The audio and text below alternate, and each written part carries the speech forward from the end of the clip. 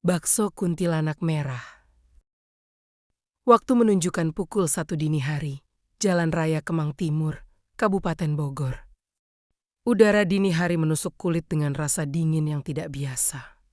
Bahkan untuk bulan Juli, udara yang biasanya lembab karena berada di kaki pegunungan kali ini terasa sangat kering. Seolah-olah semua uap air di sekitarnya telah dihisap oleh sesuatu yang tak terlihat. Budi menekan tuas gas motor Vario warna kuningnya perlahan, menyusuri jalan raya yang hampir sepi tanpa satu kendaraan pun. Cahaya lampu jalan yang jarang hanya menerangi sebagian permukaan aspal. Hitam yang mengkilap karena embun pagi yang mulai menyebar. Kok bisa sih kamu ketiduran tadi? Dari jam 9, kurang lebih 3 jam loh. Jadi kemalaman nih, ucap Andi dari belakang menggunakan motor Vario warna hijau merah yang dia kendarai sendiri. Menyusul tepat di samping Budi, jaket hoodie coklatnya tertutup rapat, hanya menyisakan wajahnya yang terpampang dengan ekspresi lelah. Tapi masih ada sedikit semangat dari efek nongkrong bareng teman-teman tadi malam. Budi menggelengkan kepala sambil menoleh ke arah Andi, hoodie biru yang dikenakannya membuatnya terlihat lebih besar dari biasanya. Tapi tubuhnya tetap terlihat tegap saat mengendalikan motornya. Yaelah, kamu tahu kan kalau tadi aku lembur kerja dulu. Biasanya akhir pekan jam 4 udah pulang. Nah tadi jam 8 baru pulang, jawabnya dengan suara yang sedikit terdengar karena angin yang menerpa wajahnya. Keduanya melaju dengan kecepatan sedang, menikmati kesunyian jalan yang jarang mereka rasakan. Biasanya mereka pulang dari nongkrong tidak pernah sampai pagi, bahkan kendaraan lain yang berlalu lalang tidak ada. Tapi malam ini berbeda. Suara knalpot motor mereka jadi satu-satunya bunyi yang terdengar. Diselingi hanya oleh hembusan angin. Dan suara daun-daun pohon besar yang tumbuh di sepanjang pinggir jalan yang bergoyang perlahan. Pohon-pohon itu memang sudah ada sejak lama di sepanjang Jalan Raya Kemang Timur, beberapa di antaranya memiliki batang yang sangat besar. Bahkan diperkirakan sudah berusia ratusan tahun. Akar-akarnya yang besar menyembul ke permukaan tanah, membuat pinggir jalan terlihat tidak rata dan penuh dengan tonjolan kayu yang kasar. Warga sekitar menyebut salah satu pohon di pinggir jalan sebagai pohon ratu. Karena sudah berumur lebih dari 100 tahun dan dipercaya oleh sebagian orang sebagai tempat tinggal makhluk halus. Tapi Budi dan Andi sama-sama tidak percaya dengan cerita semacam itu. Bagi mereka hanya omong kosong belaka yang dibuat untuk menakuti anak-anak kecil. Rasanya aku lapar banget nih, gumam Andi sambil menyentuh perutnya yang mulai mengeluarkan suara keroncongan pelan. Dia melihat ke sekeliling jalan, berharap bisa menemukan warung makan yang masih buka di jam seperti ini. Tapi yang dia lihat hanya rerumputan tinggi di sisi jalan dan beberapa rumah yang sudah gelap. Hanya ada sedikit cahaya dari teras rumahnya.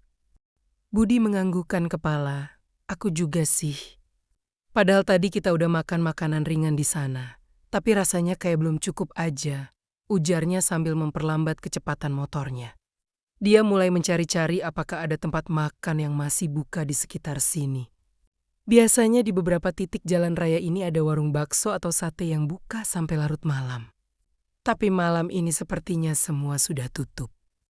Setelah berkendara sekitar 5 menit lagi, mereka sampai di sebuah tikungan jalan yang menghadap ke arah jalur kecil yang biasanya digunakan untuk menuju desa sekitar. Di tikungan itu, tepat di bawah naungan sebuah pohon besar yang sangat tinggi. Salah satu pohon yang disebut pohon ratu, mereka melihat sesuatu yang tidak terduga. Sebuah gerobak bakso warna coklat yang terletak tepat di bawah pohon.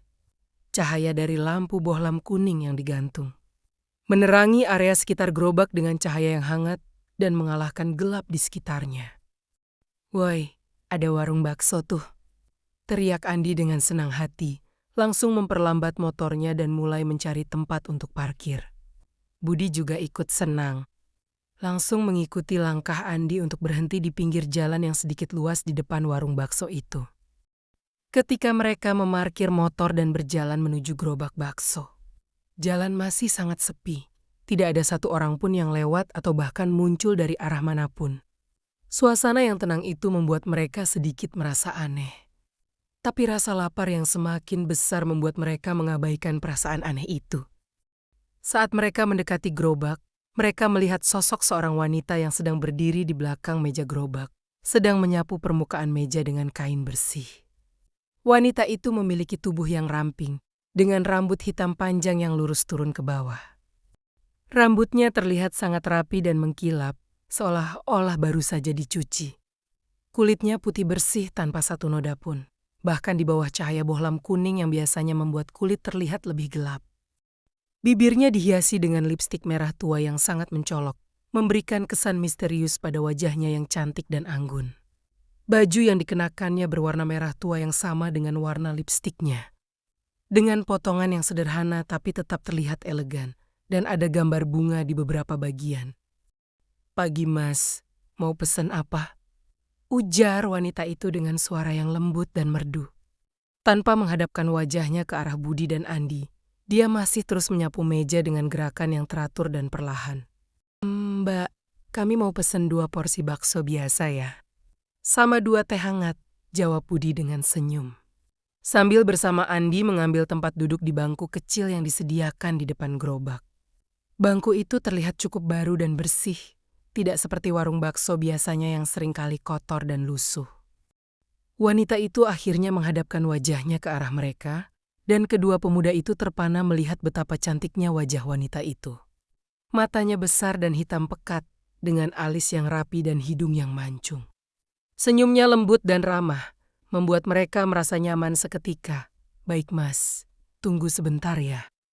Baksonya akan segera jadi," ujarnya dengan suara yang tetap lembut, lalu mulai bergerak untuk membuatkan pesanan mereka.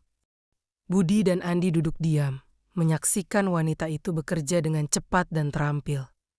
Dia mengambil bakso dengan tangan yang ramping dan putih. Aroma bakso yang harum mulai menyebar ke udara, membuat perut mereka semakin keroncongan. "Bet, cantik banget ya penjualnya," bisik Andi ke telinga Budi, dengan ekspresi wajah yang menunjukkan rasa kagumnya. Budi menganggukkan kepala tanpa menjawab, karena dia juga sedang terpana dengan kecantikan wanita itu. Mereka tidak pernah melihat penjual bakso yang cantik dan anggun seperti ini. Apalagi di waktu dini hari di pinggir jalan yang sepi seperti ini. "Kok jualannya ada di bawah pohon besar gini? Padahal kalau dilihat sekitarnya nggak ada rumah atau pemukiman sama sekali," ujar Budi dengan suara pelan. Melihat ke sekeliling area sekitar warung bakso. Di belakang pohon ada rumah tua yang sudah lapuk, seperti sudah ditinggalkan beberapa tahun lalu. Andi menggelengkan kepala. Mungkin aja dia tinggal di desa belakang sini, Bud. Atau mungkin dia sengaja memilih tempat ini karena sepi dan tidak ada pesaing. "Yang penting baksonya enak aja kan?" jawabnya sambil tersenyum, lalu melihat kembali ke arah wanita yang sedang sibuk memasak bakso. Saat itu, angin mulai bertiup lebih kencang lagi. Lampu bohlam kuningnya berkedip-kedip beberapa kali dan bergoyang. Daun-daun pohon besar di atas mereka bergoyang dengan keras, mengeluarkan suara gemerisik yang cukup keras dan sedikit mengganggu kesunyian sekitar. Budi merasakan getaran sedikit di tubuhnya, seolah-olah ada sesuatu yang tidak benar dengan tempat ini. Tapi dia mengabaikannya lagi, menyalahkannya pada rasa lelah dan dinginnya udara dini hari. Wanita itu akhirnya menyajikan 2 mangkuk bakso yang masih panas dengan uapnya yang menyembur keluar. Mangkuknya berwarna putih bersih, dengan bakso yang berwarna kecoklatan muda dan sayuran hijau yang segar di atasnya. "Silakan Mas, semoga enak," ujar wanita itu dengan senyum lembut. Lalu kembali ke gerobak mengambilkan 2 gelas teh hangat untuk mereka. Budi dan Andi langsung mengambil sendok dan garpu yang tersedia, siap untuk menikmati hidangan yang sudah mereka tunggu-tunggu. Tapi sebelum mereka mulai makan, Budi merasa ingin tahu tentang wanita penjual bakso itu. "Mbak, kenapa jualan bakso sampai jam segini? Padahal jalanannya juga sepi banget," tanyanya dengan suara yang sopan. Wanita itu berjalan mendekat membawa 2 gelas teh hangat. "Saya sudah biasa, Mas. Banyak orang yang bekerja malam atau pulang larut malam yang butuh makanan hangat. Selain itu, tempat ini tenang dan saya suka kesunyiannya," jawabnya dengan suara yang tetap lembut, tapi ada sedikit nada misterius di dalamnya. "Selain itu, saya sudah menjual bakso di sini sejak lama loh Mas," tambahnya dengan senyum yang sedikit membuat Budi merasa tidak nyaman. Andi yang sudah mulai makan bakso langsung memberikan reaksi positif. "Wah Mbak, baksonya enak banget ya. Rasanya berbeda dari bakso yang lain. Bumbunya pas banget, ucapnya dengan penuh semangat. Mengambil lagi 1 sendok bakso dan memasukkan ke dalam mulutnya.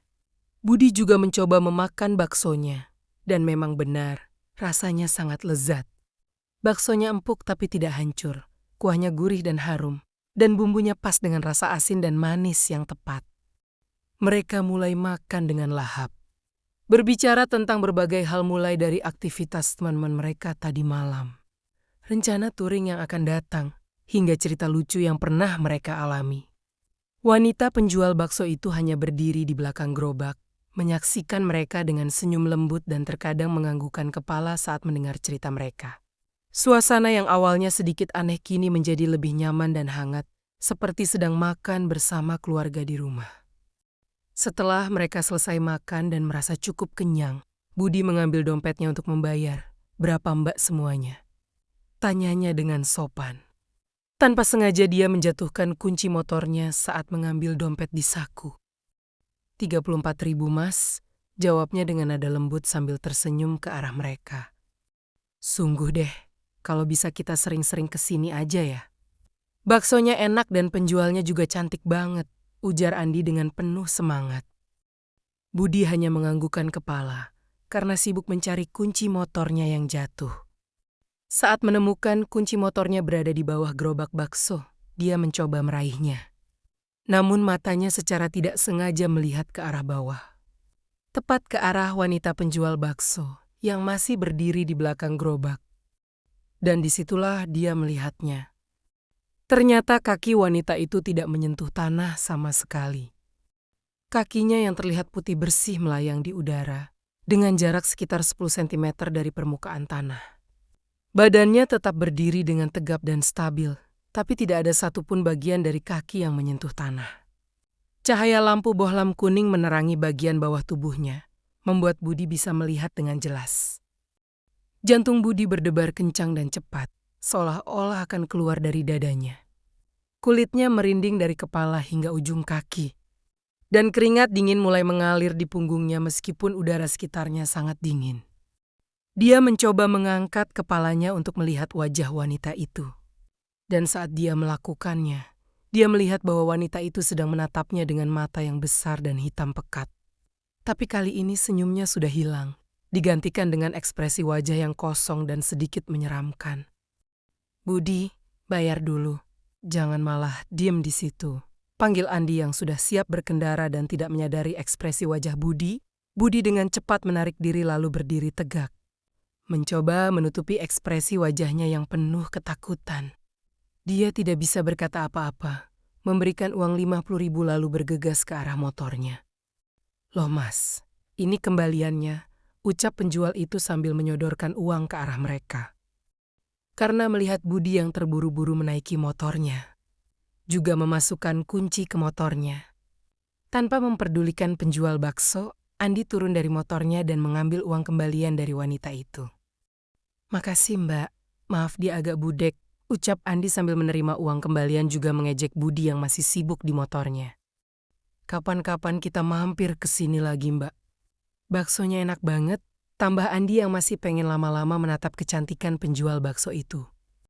Wanita itu berbicara dengan suara yang lebih menggoda. Kalian bisa kembali kapan saja. Saya akan selalu ada di sini, di bawah pohon besar ini, ujarnya dengan nada yang penuh dengan janji yang mengerikan. Budi dengan cepat memanggil Andi setelah motornya menyala.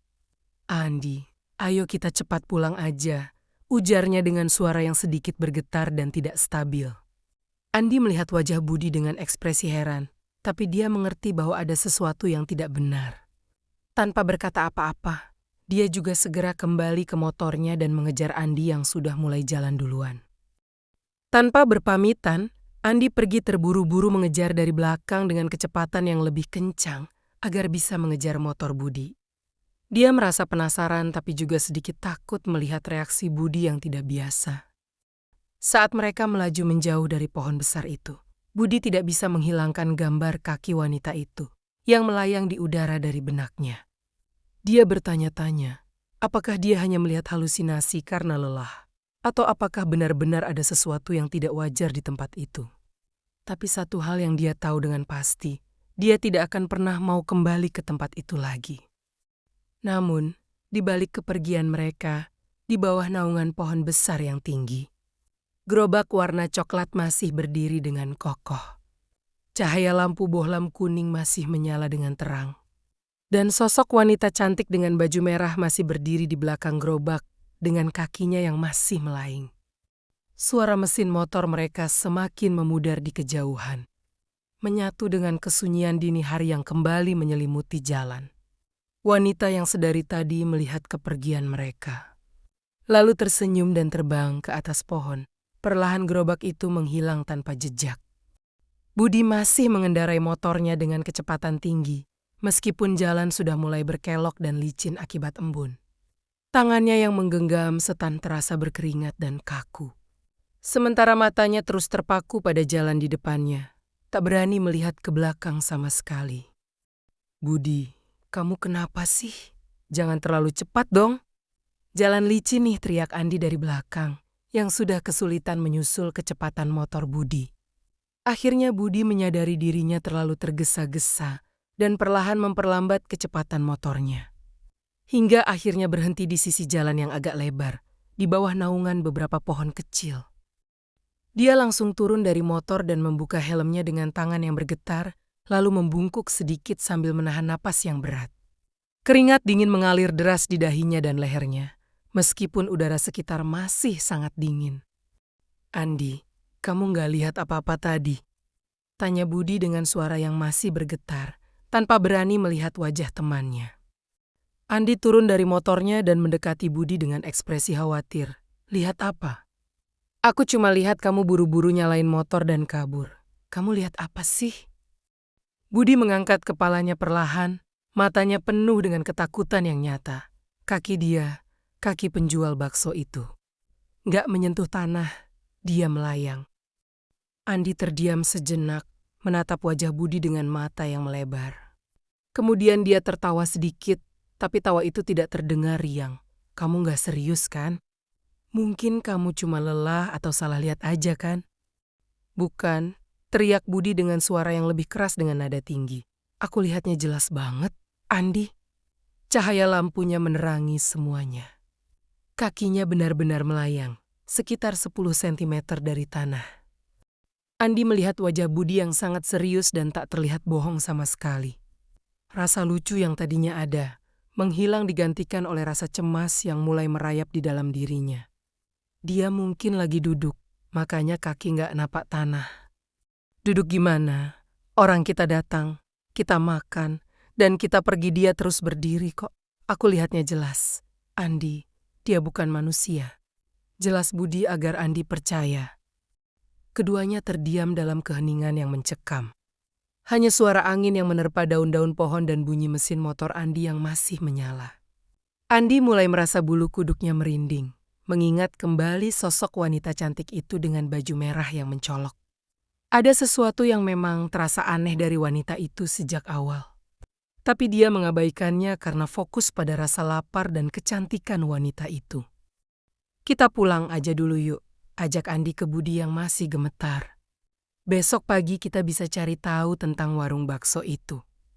Budi mengangguk tanpa berkata apa-apa, kemudian memasang kembali helm dan naik ke atas motornya. Kali ini dia mengendarainya dengan kecepatan yang lebih stabil, meskipun hati dan pikirannya masih penuh dengan ketakutan dan kebingungan. Mereka melanjutkan perjalanan pulang dengan diam-diam, masing-masing merenungkan apa yang baru saja terjadi. Saat mereka akan memasuki perumahan tempat Budi tinggal, mereka berhenti di pos satpam. Kamu nginep di tempatku aja. Andi, walau jarak rumahmu 5 menit dari sini, tapi ini sepi banget. Ujar Budi agar Andi menginap di rumahnya. Kamu baik-baik saja kan? Tanya Andi karena khawatir. Iya, aku baik-baik saja, jawab Budi dengan senyum yang sedikit dipaksakan. Kita bisa bahas lagi besok ya. Kalian kalau mau mengobrol jangan di tengah jalan gitu. Suaranya tegas dan keras dari balik kaca ruang pos security. Pria parubaya dengan tubuh tinggi dan kekar, Pak Totok namanya. Dia adalah security di komplek perumahan Budi, Dia selalu ambil shift malam untuk berjaga di komplek itu. Menjaga pintu utama untuk keluar masuk para penghuni perumahan. Juga kalau ada tamu wajib melapor dulu di pos security ini. "Kamu dari mana, Bud? Jam 2 pagi kok baru pulang?" tanya Pak Totok sambil berjalan keluar dari ruang pos security. Dia berdiri di depan mereka sambil memegang segelas kopi hitam yang sudah mulai agak dingin tanpa uap yang keluar dari gelas itu. "Habis lihat setan dia, Pak," celetuk Andi tanpa basa-basi sambil tersenyum ke Pak Totok. "Lihat di mana?" tanya Pak Totok sambil mundur dan duduk di bangku panjang samping pos security. "Parkir sini, jangan di tengah gerbang gitu motornya," cerita sambil duduk sini. Budi dan Andi segera menepi, memarkirkan motor di samping pos security. Lalu mereka duduk di samping Pak Totok. "Masih ada kopi nggak, Pak?" "Biar nggak dingin nih," Andi dengan santai bertanya ke Pak Totok. Karena dia sering ke rumah Andi malam hari, jadi selalu menyapa Pak Totok saat masuk gerbang perumahan itu. "Masih," Budi sekalian buatin. Kasihan mukanya pucat gitu, perintah Pak Totok ke Andi, yang memasukkan kepalanya di ruang pos security, namun badannya masih di luar. Kemudian Andi masuk ke ruang pos security dan membuat 2 kopi. Di luar, Pak Totok mulai bertanya dengan Budi, "Lihat setan di mana kamu?" Budi menceritakan semua yang dia alami. Dari awal pulang nongkrong sampai dia makan bakso di bawah pohon besar. Lalu tanpa sengaja melihat kaki penjual bakso itu melayang. Andi yang sudah selesai membuat kopi, kembali ikut bergabung dengan Budi dan Pak Totok yang duduk di samping pos security. Setelah selesai Budi menceritakan semuanya, Pak Totok yang dari tadi mendengarkan mulai angkat bicara. "Kalian tadi, saat mau makan baksonya, berdoa dulu enggak?" "Berdoa kok," jawab Andi dan Budi dengan bersamaan. "Sebenarnya ini cerita masa lalu. Mungkin dulu sebelum kalian lahir," Pak Totok menghentikan ucapannya sejenak, kata. "Budi tadi kamu menerima uang kembaliannya." "Coba aku lihat," ucap Pak Totok sambil melihat ke arah Andi karena penasaran dengan uang kembalian itu. Andi segera merogoh saku jaketnya. Alangkah terkejut dia saat menyentuh sesuatu yang kasar dan kaku. Dia mengeluarkan dari sakunya secepat mungkin, namun yang dia keluarkan ternyata 3 lembar daun yang sudah kering. Dengan tangan gemetar dia menyodorkan daun itu ke Budi. Tadi aku terima ini uang lo. 1 lembar 10.000, 1 lembar 5.000, dan 1 lembar lagi 1.000-an. Kenapa sekarang jadi daun?" ucap Andi yang jadi gagap karena ketakutan. Budi juga ikut gemetar sambil menerima daun itu dari Andi, lalu memberikan ke Pak Totok. "Pak, ini beneran daun, uangnya jadi daun." Pak Totok mengambil daun itu dari tangan Budi, lalu dia mengeluarkan korek api dari sakunya. Dia segera menyalakan korek api itu dan membakar ujung 3 lembar daun tersebut. Hanya beberapa detik saja daun itu terbakar habis. Namun anehnya tidak ada abu dan sisa pembakaran daun itu, membuat Budi dan Andi semakin takut. Juga heran dengan apa yang dia lihat. "Pak, kok bisa gitu ya? Itu cepet banget terbakarnya. Bahkan gak ada sisa abu pembakaran lo." "Pak, coba lanjutin ceritanya tadi. Aku beneran pengen tahu tentang wanita yang melayang itu." Budi menjadi sangat penasaran dengan cerita dari Pak Totok. Pak Totok mengambil gelasnya, menyerutup kopinya pelan, dan menghela napas panjang. Dia mulai menceritakan semua kejadian di masa lalu. "Dulu sekitar 20 tahun lalu, aku masih sekolah di bangku SMA. Suatu hari saat pulang sekolah, aku melewati jalan itu yang biasanya lancar tapi tiba-tiba macet. Ternyata ada perampokan di rumah belakang pohon besar itu, sampai menewaskan istri pemilik rumah. Saat pertama kali ditemukan pembeli bakso, katanya sangat mengerikan dan sadis." Pak Totok menyalakan rokok dan menghisapnya dengan pelan, lalu kembali melanjutkan ceritanya. Rumah itu dulu menjadi penggilingan daging untuk membuat bakso, juga memproduksi bakso. Banyak penjual bakso yang ke sana. Ada yang hanya menggiling daging, ada juga yang membeli bakso yang sudah jadi. Dulu sangat ramai pelanggan. Pemiliknya pasangan muda, suami yang tampan dan istrinya yang cantik. Kejadian perampokan itu terjadi malam hari. Diduga mereka melawan makanya sampai menewaskan sang istri. Sedangkan suami yang masih selamat, saat ditemukan dengan banyak luka di bagian perutnya.